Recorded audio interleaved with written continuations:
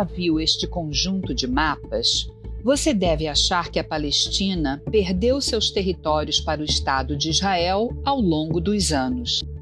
Você também deve ter visto que esse mapa já foi até usado para representar como seria se o Brasil fosse tomado por Israel. Imagina se fosse o seu país.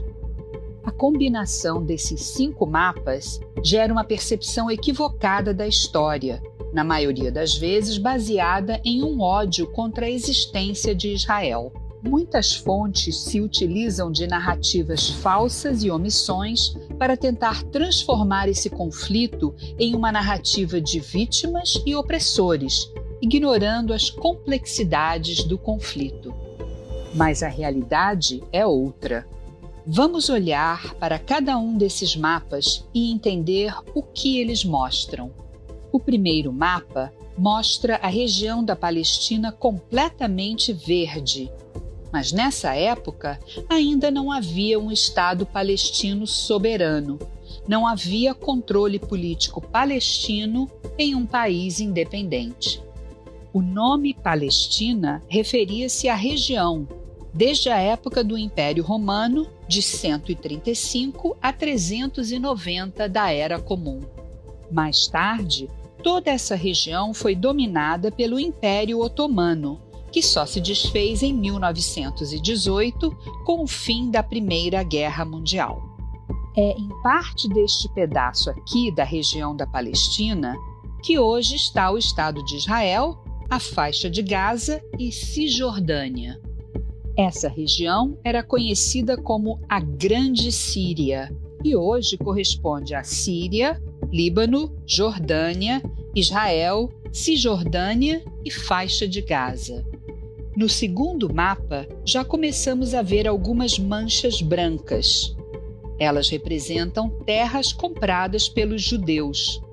São aproximadamente 2.000 quilômetros quadrados de um total de 35.000 quilômetros quadrados.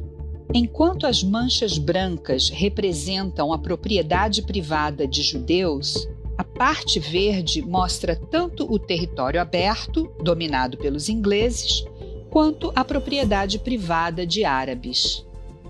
Só que este mapa não diferencia o tipo de território mostrado, direcionando um leigo a pensar que, devagarzinho, os judeus começaram a roubar terras. O correto seria apresentar este mapa indicando em azul a propriedade privada de judeus e em verde a propriedade privada de árabes.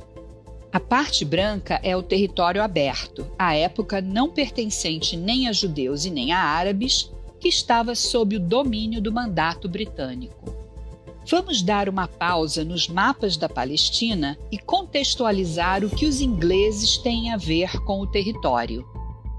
Após a Primeira Guerra Mundial, com a queda do Império Otomano em 1920, a Liga das Nações concede para a Inglaterra um mandato sobre a Palestina, que permite que os britânicos tenham controle sobre a região. Em 1922, o mandato britânico se divide, mantendo 22% do território sob controle dos ingleses e os 78% restantes nas mãos da família árabe hashemita, que criou o reinado hashemita da Transjordânia, hoje a Jordânia, um estado 100% árabe na região da Palestina. Os judeus eram proibidos de morar na região controlada pela família hashemita, podendo viver apenas no território controlado pelos ingleses. Em 1937, após uma série de protestos árabes contra os ingleses, a Inglaterra criou a Comissão Peel, que concluiu que o mandato na Palestina não estava funcionando. A comissão propôs a divisão do que restou da região da Palestina sob controle dos ingleses em 2 estados, um para os judeus e um para os árabes. Os árabes rejeitaram a proposta e intensificaram seus protestos. O episódio ficou conhecido como a Grande Revolta Árabe e durou até 1939. O terceiro mapa é de 1947 e reflete a partilha da região da Palestina proposta pela ONU em 2 estados distintos, um para o povo judeu e outro para o povo árabe, que viviam na mesma região. A proposta da ONU previa 55% do território para os judeus e 45% para os árabes, visto que já existia um Estado 100% árabe na região da Palestina, a Transjordânia, atual Jordânia. A proposta da partilha da Palestina foi rejeitada pela Liga Árabe. Em 29 de novembro de 1947, durante a Assembleia Geral da ONU, Azam Pasha, secretário-geral da Liga Árabe, declara que, com a criação de um Estado judaico, a guerra que se seguiria resultaria em um massacre. 6 meses depois, os ingleses decidem sair da região e Israel declara independência. Os árabes não aceitam o novo país e iniciam a Guerra Árabe-Israelense de 1948, que ficou conhecida como a Guerra da Independência. A Guerra de Independência de Israel durou até 1949 e envolveu mais 5 nações árabes: Jordânia, Egito, Síria, Líbano e Iraque. Depois de 1 ano de guerra, Israel sobreviveu ao ataque simultâneo das 5 nações árabes e assinou acordos de armistício com Jordânia, Egito, Síria e Líbano. Com o final do conflito, Israel ganha controle de 78% do remanescente do território do então antigo mandato britânico na Palestina, o que nos leva ao próximo mapa do conjunto. O 4º mapa mostra o território de Israel após a Guerra de Independência. Ele vai ficar assim até 1967, quando eclode a Guerra dos 6 Dias. Na verdade, o mapa que representa corretamente o traçado da região nesses 18 anos, entre 1949 e 1967, deveria mostrar que após a Guerra da Independência, a faixa de Gaza ficou sob controle do Egito e a Cisjordânia da Jordânia. É importante frisar que as terras não foram tomadas de palestinos.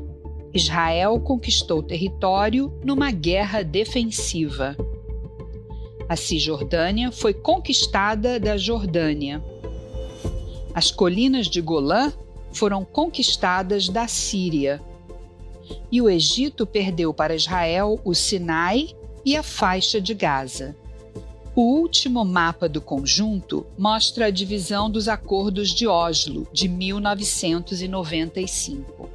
A Autoridade Nacional Palestina nasce de um acordo entre Israel e a Organização para a Libertação da Palestina, um governo interino palestino criado para administrar o território e a população palestina dentro da Cisjordânia e da faixa de Gaza.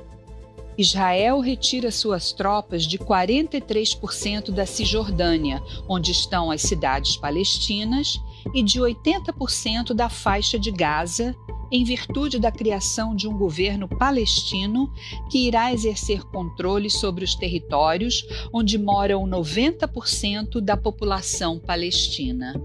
Em 2005, Israel se retira completamente da faixa de Gaza. Portanto, o mapa 5 representa em verde o que é de controle 100% palestino. A ideia do processo de paz é que os palestinos possam controlar, a partir de um entendimento com Israel, as áreas verdes representadas no mapa 4. Porém, isso só vai acontecer quando Israel tiver a garantia de que os árabes aceitarão a legitimidade da existência do Estado de Israel como um país democrático e o lar nacional do povo judeu. Enquanto isso, nós, da Stand With Us Brasil, vamos continuar esclarecendo o que é falso e o que é fato sobre o Estado de Israel.